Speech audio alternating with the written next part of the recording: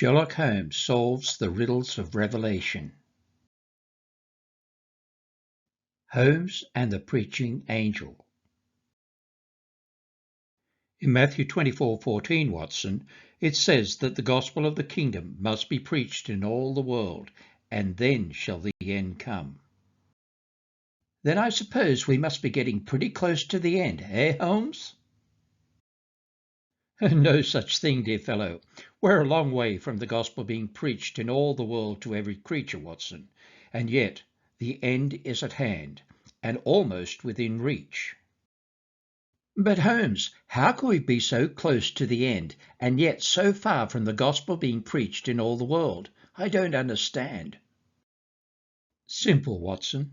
With man it is impossible, but with God nothing shall be impossible.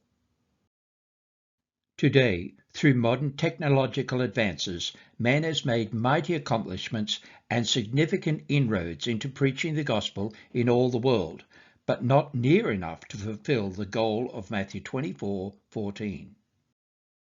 Then how?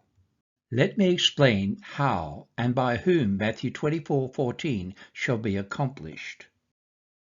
Even with all the modern means to reach the four corners of the globe, many parts of the world resist the gospel of the kingdom because of deep-rooted cultures and beliefs, or even disbelief.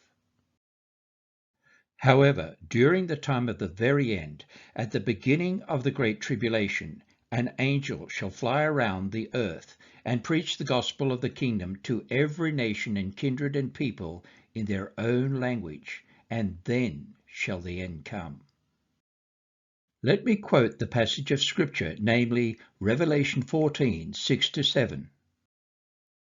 And I saw another angel fly in the midst of heaven, having the everlasting gospel to preach unto them that dwell on the earth, and to every nation, and kindred, and tongue, and people, saying with a loud voice, Fear God, and give glory to him, for the hour of his judgment is come, and worship him that made heaven, and earth, and the sea, and the fountains of waters.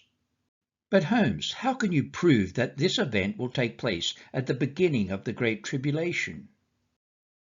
Elementary, Watson. Although the scripture begins, and I saw another angel, we can deduct from the mention of the third angel in Revelation 14:9 that the angel in Revelation 14:6-7 is the first of three angels,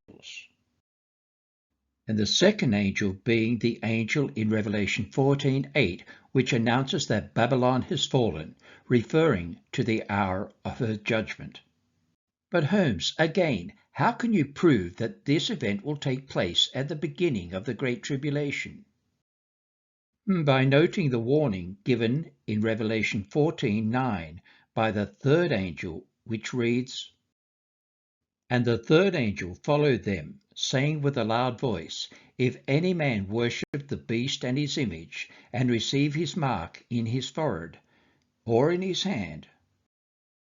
Watson, for this warning to be effective, this third angel must make his pronouncement at the beginning of the Great Tribulation, when the Antichrist shall cause everyone to worship the image of the beast and receive his 666 mark of the beast. I'm beginning to see, Holmes.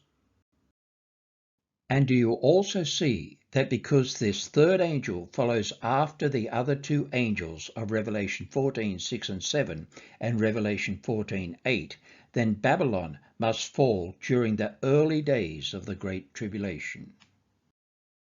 And the gospel shall be preached in all the world for a witness to all nations, right, Holmes? And then shall the end come, Watson. For more of these insightful end-time studies, follow now on TikTok and subscribe to the Jesus Explains channel on YouTube or Rumble. And visit endtimesofficial.com. That's endtimesofficial.com. The End Times Teaching Ministry, where Bible prophecy is made easy to understand.